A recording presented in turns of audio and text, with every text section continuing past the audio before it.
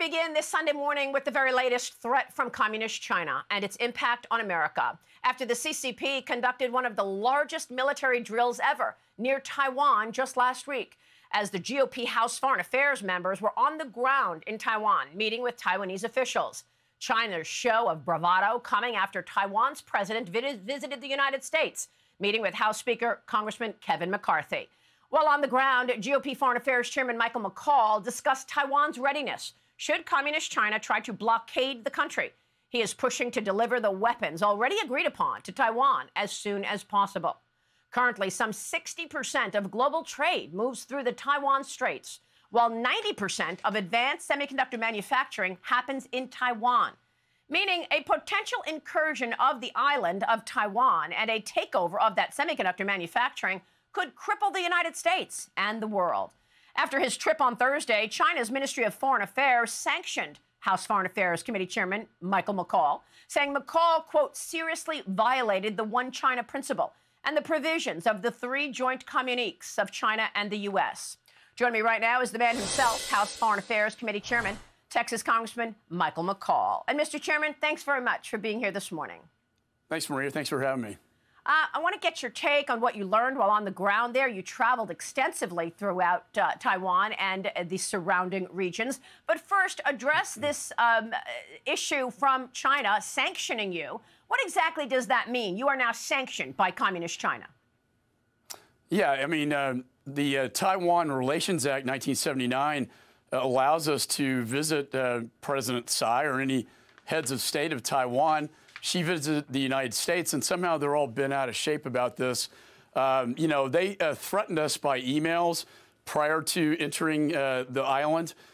So what it means basically is I cannot travel to China. I've been banned from any travel, nor can I conduct any business activity in China or work with any individuals from the PRC related to that. You know, but quite frankly, Maria, I view it as a badge of honor. You know, Communist China is getting so aggressive right now, and that was demonstrated by what they did around the island in just the couple of days we were there.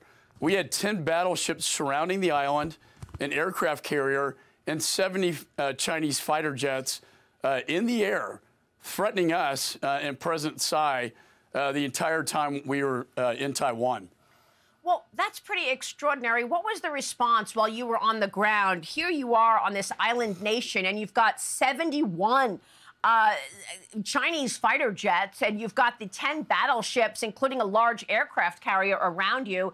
What did the officials say, or how did they respond to such a bravado act from CCP? Well, yeah, they briefed me on it in a classified space, said you're surrounded.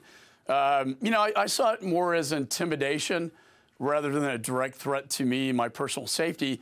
But it's them showing their bravado to their people.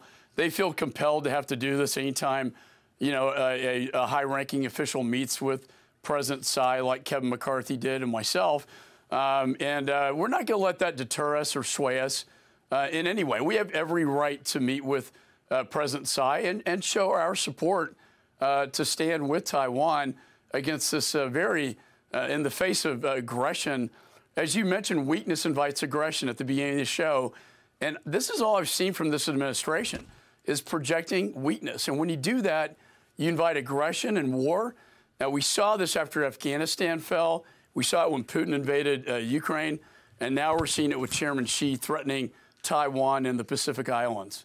This is very disturbing. And, Congressman, I want to get your take on where all of this weaponry stands, because I know that you had discussions about readiness.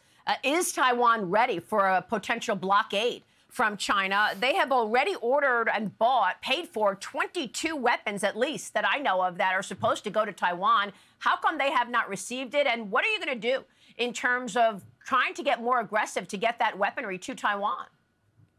Well, let me just say first, we started out at Indo-PACOM, our Pacific Command, our commander there, giving us a high-level brief on the threats to the Pacific in the region. We went to Japan, met with the Prime Minister of Japan, went to South Korea, to the DMZ, met with the President of South Korea, and then we ended up in Taiwan. I signed off on 22 weapon systems, Maria, 3 years ago. some as long as 5 years ago, that have yet to go into Taiwan. They've actually paid for these weapons. So when I meet with President Tsai, her first question is, when am I going to get my weapons? And why is that important? Because the weapons provide the deterrence. The deterrence promotes peace and stops conflict. If we have no deterrence, just like Ukraine, if we have no deterrence on the ground in Taiwan, rest assured, Chairman Xi will make that calculation. If he can't influence the next Taiwanese presidential election, he will go to Plan B and either do a blockade or a military invasion of the island. So deterrence is absolutely critical. So are they ready at this point? What can you tell us about the readiness, putting those weaponry aside? You know, they have a ways to go. They need the weapons that we promised them we would provide them. We need more combat training on the ground. You know, we also talked about Starlink, Maria. You and I talked about ISR, that's intelligence, surveillance, reconnaissance. China has eyes and ears on the ground everywhere in the Pacific region.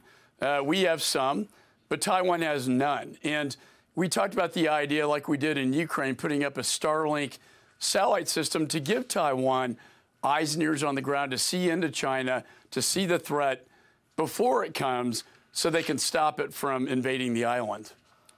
How committed do you think the neighbors in the region will be to support Taiwan if, in fact, we were to see a blockade? I'm talking about the Philippines, Japan, et cetera. You traveled to a number of areas near Taiwan as well. What have you learned? And that's such a great question. Remember, in the Pacific, they don't have NATO like you have in Europe. They have a loose configuration of partners, if you will. But we have a base in Guam that we visited with the B-52s. We have the 7th Fleet in Japan that we visited. We have operations out of South Korea. And we also have a forward operating base in the Philippines. But the question is a good one, Maria, and that is, in the event of a conflict, would those countries stand by Taiwan if the United States decided to defend Taiwan? And I say that with a big if. I don't know what the American people want to do, but we have to have assurances. We have to start having these conversations now with them that they would allow us to operate out of these bases to provide the deterrence and also, in the event of an invasion, to push back Communist China aggression. Yeah. Because it's not just Taiwan, it's the entire Pacific region at stake. Yeah. And how about the entire world, with 90% of advanced semiconductor manufacturing happening in Taiwan? And tell me about trade going through the Taiwan Straits. I mean, tell us about the impact to America on all of your work. You know, I talk a lot about freedom and democracy, but, you know, beyond that, you got 60% of international trade going through the Taiwan Straits. 90% of the advanced semiconductor capability, manufacturing capability for the world is in Taiwan. Precisely why Secretary Pompeo, Wilbur Ross, myself, through the CHIPS Act, tried to pull that supply chain out of Taiwan into the United States. But the fact is, it's still 90%. Imagine if China invaded tomorrow, Communist China, and either took over and owned TSMC, the chip manufacturer, or broke it. Either way, we would be in a world of hurt, and China would be the most dominating economic and military force on the planet. Yeah, I want to move on to Ukraine and this Pentagon leak in a minute, but real quick on this ISR, the Starlink system, which would give Taiwan the eyes and ears right in the backyard of China. Do you think you'll be successful in getting that done? It was a big takeaway from our trip, and President Tsai was very interested in this proposal. And to your point, I would hope the administration would wake up and start getting these weapons in and get them this ISR capability with Starlink. Because to date, as you have said, I see no deterrence coming from this administration.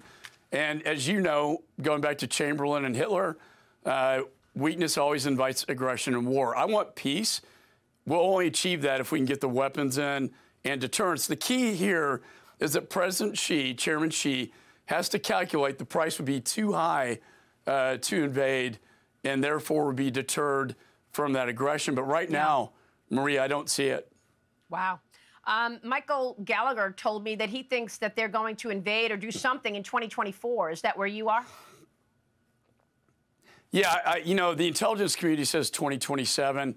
Okay. I personally think they're going to try to influence the next election in January, presidential. You already had the former president of Taiwan in China meeting with the PRC about their preferred candidate going into that presidential election in January. If they prevail and influence the election, they win just like Hong Kong without a shot fired. If they don't prevail, then they go to plan B.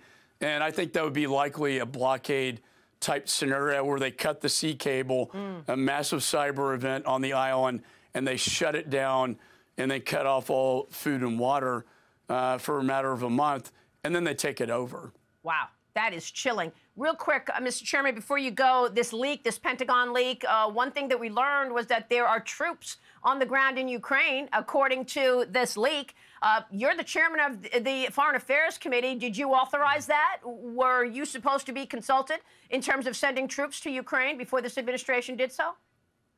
No, I didn't authorize that. We, without getting into classified, at the classified level, it has been publicly stated by John Kirby, and it's been reported that there are essentially 70 or so NATO forces, special operators, 14 American, to provide oversight on the military aid that's going into Ukraine to ensure fidelity that it goes to the right place. So that'd be oversight and accountability for weapons going into Ukraine. Also, when I was in Kyiv at the embassy, they also provide protection to the embassy and visitors, like delegations like my delegation when we went through. They're not in a combat mode there, just simply ensuring accountability and oversight on the weapons going in. Okay. And I know that you have a briefing on this in your committee on Wednesday. We will be watching that for further information there. Mr. Chairman, good to see you this morning. Thank you, sir. Very important interview. We appreciate it. Thank you, Maria. Thanks for having me. I'm Steve Doocy. I'm Brian Kilmeade. And I'm Ainsley Earhart. And click here to subscribe to the Fox News YouTube page to catch our hottest interviews and most compelling analysis.